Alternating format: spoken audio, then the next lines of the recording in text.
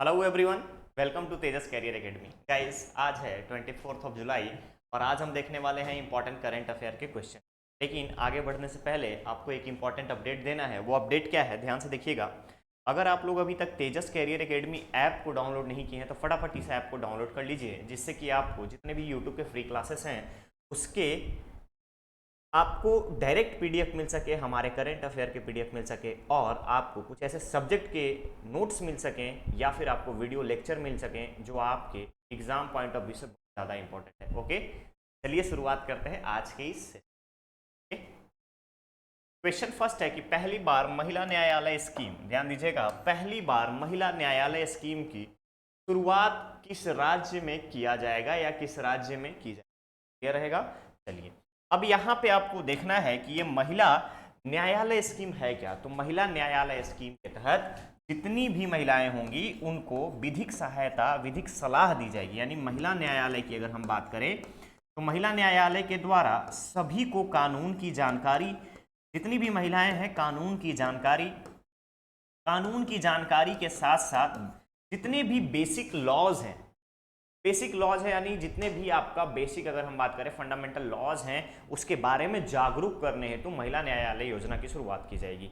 और साथ ही साथ यहाँ पे महतारी न्यायालय रथ की अगर हम बात करें, महतारी न्यायालय रथ हरेली तिहार के दिन से 28 जुलाई को मुख्यमंत्री भूपेश बघेल के द्वारा इसकी शुरुआत की जाएगी। यह रहेगा। तो यहाँ पर ध्यान रखेंगे, महिला न्यायालय स्कीम की शुरुआत छत्तीसगढ़ राज्य में की जाएगी। और ऐसा करने वाला भारत का पहला राज्य बनेगा कौन सा?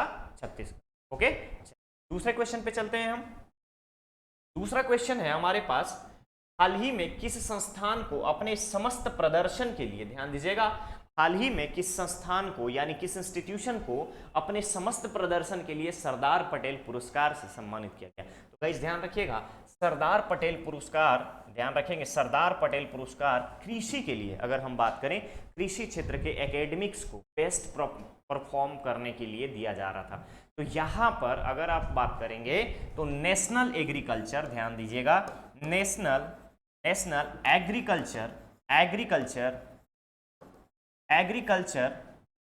एग्रीकल्चर रिसर्च एंड मैनेजमेंट, ध्यान दीजिएगा, रिसर्च एंड मैनेजमेंट इंस्टीट्यूट को दिया गया है। मैनेजमेंट इंस्टीट्यूट को दिया गया है ये सरदार पटेल का अवार्ड, सरदार पटेल के पुरस्कार से सम्मानित किया गया। ध्यान दीजिएगा, यहाँ पर सरदार पटेल की बात की गई थी, तो that means NARMA, national agricultural research and management institute. Clear रहेगा। तो करेक्ट ऑप्शन होगा आपका यहाँ पर C। आगे बढ़ते हैं। प्रदेश की राजधानी से किस स्थान के लिए 530 किलोमीटर, 530 किलोमीटर के नए एक्सप्रेसवे बनाए जाएंगे। गाइस, 530 किलोमीटर का एक्सप्रेसवे छत्तीसगढ़ को एक तोहफा मिला है केंद्र सरकार के द्वारा। केंद्रीय परिवहन मंत्रालय की अगर हम बात करें, national highway authority of India ने इस चीज को मंजूरी दी है कि रायपुर से लेकर के हैदराबाद तक की 530 किलोमीटर की जो एक्सप्रेसवे है उसका निर्माण किया जाएगा। ध्यान रखिएगा, रायपुर से हैदराबाद के लिए एक्सप्रेसवे तैयार किया जाएगा। और इसके साथ साथ रायपुर से सिवनी यानी कि मध्य प्रदेश के लिए भी एक 390 किलोमीटर का एक्सप्रेसवे बनाने का निर्णय लिया गया है। और केंद्र सरकार ने छत्तीसगढ़ गवर्नमेंट को इसकी मंजूरी भी दी है कि नया एक्सप्रेसवे छत्तीसगढ़ से मध्य प्रदेश के सिवनी को कनेक्ट करेगी। तो ध्यान रखिएगा, मध्य प्रदेश में अगर हम बात करें तो रायपुर से सिवनी तक का 390 किलोमीटर का एक्सप्रेसवे बनाया जाएगा। 390 किलोमीटर तक का एक्सप्रेसवे बनाया जाएगा, तैयार किया जाएगा। ये रहेगा। तो अब हम वापस आते हैं अपने क्वेश्चन पे कि 530 किलोमीटर के नए एक्सप्रेसवे का निर्माण किस जगह के लिए किया जाएगा। तो रायपुर को हैदराबाद से कनेक्ट करने के लिए।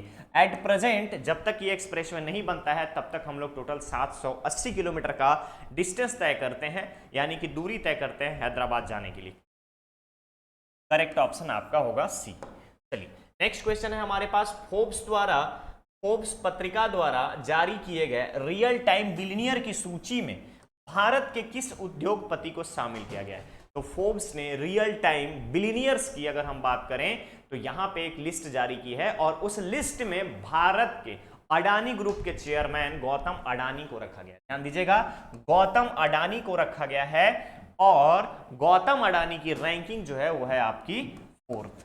गौतम अडानी की अगर रैंकिंग की बात करें तो 4th रैंकिंग है। नंबर 1 पे है एलॉन मस्क। एलोन मस्क क्या है, टेस्ला और स्पेसएक्स कंपनी के चेयरमैन। उसके बाद आते हैं जेफ बेजोस जो कि अमेजॉन के चेयरपर्सन है, एमडी। उसके बाद अगर हम बात करें तो यहां पर देखिए मुकेश अंबानी जी को 10th रैंक मिला है। 10वें नंबर पे भारत के उद्योगपति में अगर हम टॉप 10 में बात करें तो 2 ही लोग हैं, एक गौतम अडानी 4th नंबर पे और 10th नंबर पे हैं मुकेश अंबानी जी। क्लियर रहेगा। यहां पर अगर हम बात करें तो गौतम अडानी को शामिल किया गया है टॉप लिस्ट। क्लियर रहेगा, क्लियर रहेगा। चलो नेक्स्ट क्वेश्चन है, न्यूनतम समर्थन मूल्य, मिनिमम सेलिंग प्राइस की अगर हम बात करें, न्यूनतम समर्थन मूल्य व्यवस्था को मजबूत बनाने के लिए किसकी अध्यक्षता में समिति का गठन केंद्र सरकार द्वारा किया गया है? तो ध्यान रखिएगा, एग्रीकल्चर मिनिस्टर नरेंद्र सिंह तोमर जी के द्वारा ये समिति का गठन किया गया है।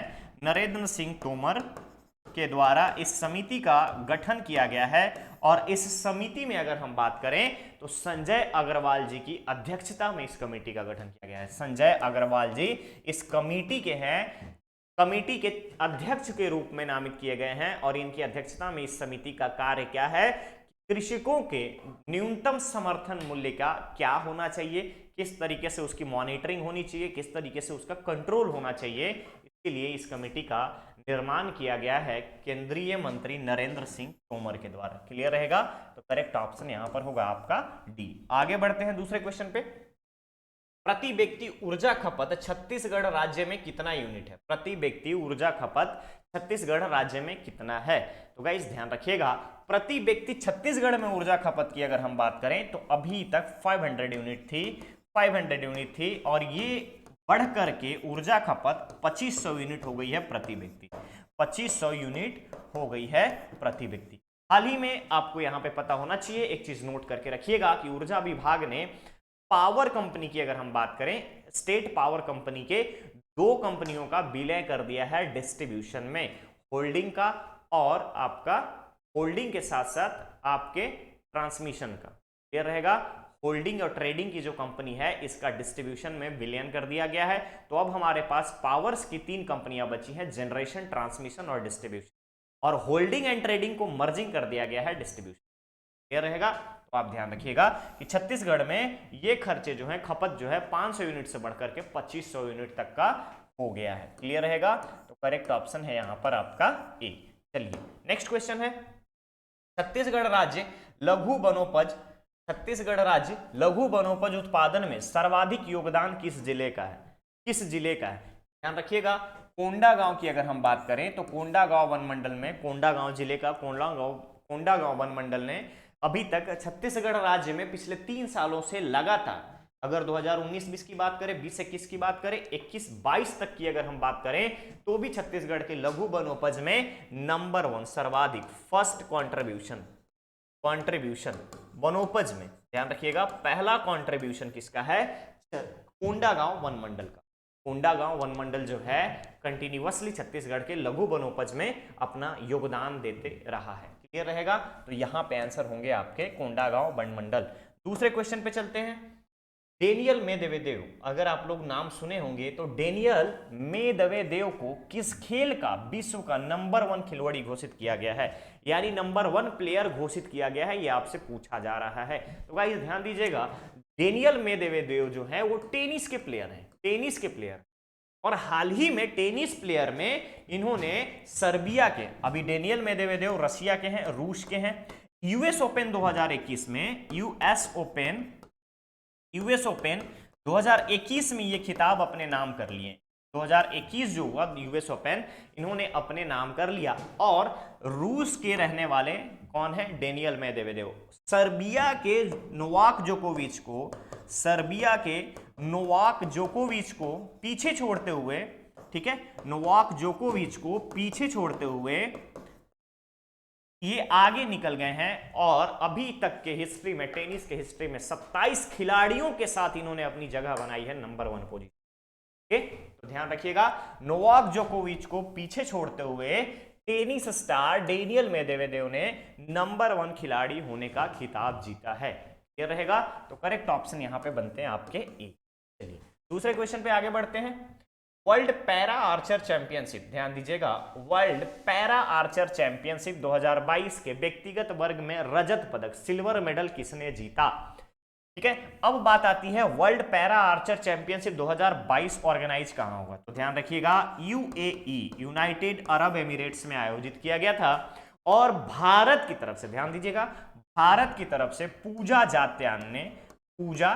जात्यान ने यह पदक अपने नाम जीता है और इस तरीके से पहली भारतीय बनी है जिसने सिल्वर मेडल जीता है पैरा आर्चर, पहली भारतीय, यानी कि फर्स्ट इंडियन, ध्यान रखेंगे, फर्स्ट इंडियन बनी है जिसने ये खिताब अपने नाम किया है, ये पदक जीता। क्लियर रहेगा, तो Pooja Jatyan is the correct answer, Pooja Jatyan is the correct answer. Organise कब हुआ? तो यूएई में। कहां हुआ? तो यूएई में। 2022 का कौन विनर है? पूजा जात्यान, और ये क्या बनी है? First Indian. चलिए आगे बढ़ते हैं नेक्स्ट क्वेश्चन पे। जल संरक्षण के क्षेत्र में जूरी पुरस्कार, जल संरक्षण के क्षेत्र में महत्वपूर्ण कार्य हेतु विशेष जूरी पुरस्कार से किसे सम्मानित किया गया? विशेष जूरी पुरस्कार यानी कि वाटर कंजर्वेशन, ठीक है, वाटर कंजर्वेशन की अगर हम बात करें तो जल संरक्षण में भारत की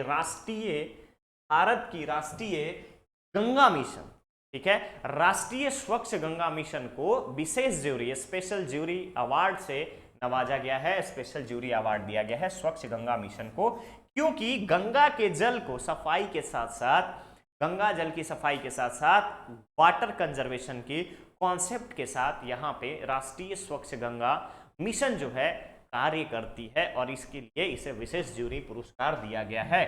ठीक है, तो यहाँ पे आपका बन जाता है राष्ट्रीय स्वच्छ गंगा मिशन, राष्ट्रीय स्वच्छ गंगा मिशन, ठीक है, राष्ट्रीय स्वच्छ Ganga mission is the correct answer. Clear रहेगा? क्लियर रहेगा। चलिए आगे बढ़ते हैं दूसरे क्वेश्चन पे। दुनिया की पहली महिला कौन है जिसने 6 विश्व क्रिकेट कप खेला? ठीक है, विश्व कप की अगर हम बात करें, उस फीमेल यानी कि आपका वुमेन अगर हम बात करें तो फीमेल कैटेगरी की यहां पे प्लेयर का नाम बताना है जिसने 6 वर्ल्ड कप खेले हैं। तो गाइस ध्यान रखिएगा, वो इंडिया की रहने वाली है और इंडियन क्रिकेट टीम से बिलोंग करती है, इंडियन फीमेल क्रिकेट टीम से बिलोंग करती है। नाम है उनका मिताली राज। मिताली राज दुनिया की पहली ऐसी फीमेल प्लेयर बनी है जिसने 6 वर्ल्ड कप खेला है। क्रिकेट के 6 वर्ल्ड कप खेलने का खिताब अपने नाम किया है मिताली राज ने, और वो इंडियन फीमेल क्रिकेट टीम की मेंबर हैं, इंडियन फीमेल क्रिकेट टीम की मेंबर हैं। क्लियर रहेगा? तो करेक्ट ऑप्शन यहां पे बनता है आपका ए। नेक्स्ट क्वेश्चन पे आते हैं। कौशल्या मातृत्व योजना के अंतर्गत पात्र हितग्राहियों को दूसरी संतान कन्या के जन्म पर कितने रुपए की सहायता राशि प्रदान की जाती है? तो ध्यान रखिएगा, पात्र हितग्राहियों में एक चीज आपको ध्यान रखना है कि राज्य में, छत्तीसगढ़ राज्य में श्रमिकों के पात्र कन्याओं को जिनकी उम्र 18 से 21 साल तक है और वो अविवाहित है और कभी भी मिनी माता कन्या योजना के तहत लाभार्थी नहीं रहा है, तो उस केस में उसको 20,000 रुपए दिए जाते हैं। 20,000 रुपए दिए जाते हैं कब? पात्र श्रमिकों की पात्र कन्याओं को। ठीक है, पात्र कन्याओं मतलब जो पढ़ने में थोड़ा होशियार है, जो प्रतिभावान है और कभी मिनी माता कन्या योजना का उसने लाभ नहीं उठाया है, तो उस केस में उनको 20,000 दिया जाता है। और ये कितनी बार मिलेगा? तो एक परिवार में मैक्सिमम 2 टाइम मिलेगा, 2 बेटियों की। तो सेम आपको पूछा गया है कि कौशल्या मातृत्व योजना की अगर हम बात करें तो इसके तहत जो माताएं हैं उनको कितनी राशि दी जाती है? तो दूसरी संतान कन्या के जन्म पर 5,000 रुपए की राशि दी जाती है। दूसरी संतान अगर कन्या के रूप में जन्म ले रही है, यानी बेटी है, लड़की है, तो उसको 5,000 रुपए दिए जाते हैं, सहायता राशि प्रदान की जाती है। नेक्स्ट क्वेश्चन है, राज्य में पशुओं के उपचार हेतु कितने मोबाइल वेटनरी यूनिट शुरू किया जाएगा। ध्यान रखिएगा, मोबाइल वेटनरी यूनिट का क्या काम है कि फॉर एग्जांपल कहीं पे सड़क के किनारे घायल पशु है तो अगर मोबाइल यूनिट है तो उसको जाकर के इलाज कर सकती है। किसी भी जगह पे कोई घायल पशु है या फिर वो पशु किसी और तरीके से, चाहे वो एक्सीडेंटल हो या प्राकृतिक रूप से घायल हुआ हो, तो उस केस में भी मोबाइल यूनिट का काम होगा कि जितने भी पशु हैं उन पशुओं को उपचार करे और आवारा पशु जिनके हैं, जिनके भी पशु रोड पर आपको दिखेंगे, उसको पकड़ करके आइडेंटिफाई करके उसके मालिक को उसके लिए सजा का प्रावधान भी बनाया गया है। और इस मोबाइल मेडिकल वेटनरी यूनिट के लिए 10 लाख रुपए आवंटित किए। कितने?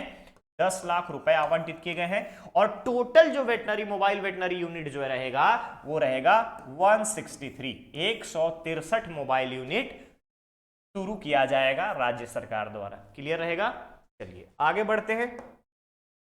नेक्स्ट क्वेश्चन है राज्य के विधायकों के वेतन और भत्ते में बढ़ोतरी करते हुए कितने रुपए महीने की आय यानी मंथली सैलरी कर दी गई है। मंथली वेतन कितना कर दिया गया है। तो गाइस ध्यान रखिएगा, विधायकों के वेतन में मोबाइल के लिए ठीक है 5000 मासिक इंक्रीमेंट दिया गया है। मेडिकल फैसिलिटी यानी चिकित्सा के लिए अगेन 5000 का। और निर्वाचन क्षेत्र में अगर हम बात करें, जो उनकी कॉन्स्टिट्यूएंसी है, तो निर्वाचन क्षेत्र में 25,000 रुपए एक्स्ट्रा। निर्वाचन क्षेत्र के कार्यों के लिए, निर्वाचन क्षेत्र की अगर हम बात करें तो निर्वाचन क्षेत्र में जो भत्ता दी जाता है विधायकों को, जो राशि मिलती है उसमें 25,000 का। निर्वाचन क्षेत्र में अगर हम बात करें तो निर्वाचन क्षेत्र में दौरा हो गया, निर्वाचन क्षेत्र के लिए 25,000 रुपए का इंक्रीमेंट करते हुए। ऐसे ही और भी बहुत सारे अमेनिटीज हैं, इन सब को बढ़ाते हुए पहले जो सैलरी थी वो थी 96,000। ध्यान रखिएगा 90,000, और अब इसको बढ़ा करके कर दिया गया है 1,60,000, 1.6,000 ठीक है, 1,60,000 यानी 1,60,000 रुपए कर दिया गया। तो बढ़ी हुई आय क्या हो गई? मंथली इनकम विधायकों का कर दिया गया है 1,60,000। क्लियर? नेक्स्ट क्वेश्चन पे चलते हैं। भारत ने किस अफ्रीकी देश के साथ, ध्यान से देखिएगा, भारत ने किस अफ्रीकी देश के साथ चीता के पुनरुत्पादन एवं वन्यजीव संरक्षण के लिए एमओयू हस्ताक्षर किया है। तो गाइस ध्यान रखिएगा, चीता के पुनरुत्पादन की अगर हम बात करें तो मध्य प्रदेश में कूनो नेशनल पार्क, मध्य प्रदेश के कूनो नेशनल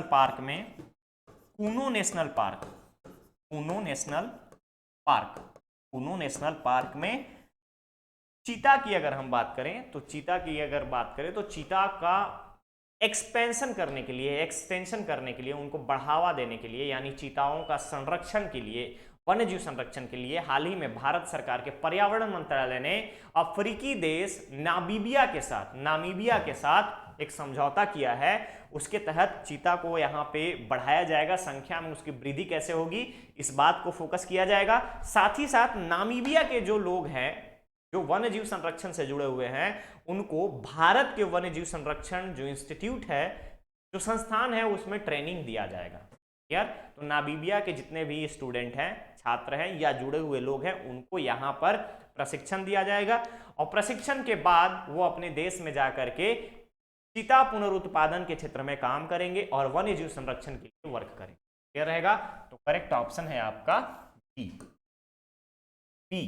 ठीक है, चलिए ये था आज का आपका क्वेश्चन। अब बारी है आपके स्टूडेंट धर्मा की, जहां पे आपसे एक क्वेश्चन पूछा जाएगा और उसका आंसर आपको कमेंट बॉक्स में कमेंट करके देना है। तो क्वेश्चन है internet speed test global index 2022। ध्यान दीजिएगा, internet speed test global index 2022 में भारत किस स्थान पर है।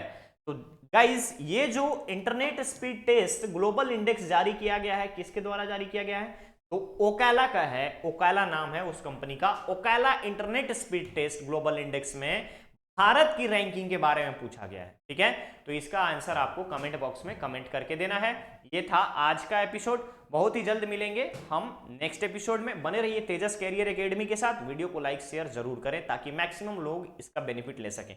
चैनल को सब्सक्राइब करें जिससे कि हमारा एक अलग नया एजुकेशनल कम्युनिटी डेवलप हो सके और वहां पे हम हर एक चीजों के बारे में बात कर सके। ओके गाइज, तो मिलते हैं बहुत ही जल्द नेक्स्ट एक नए सीरीज के साथ, नए एक क्वेश्चन की सीरीज के साथ। Thank you so much.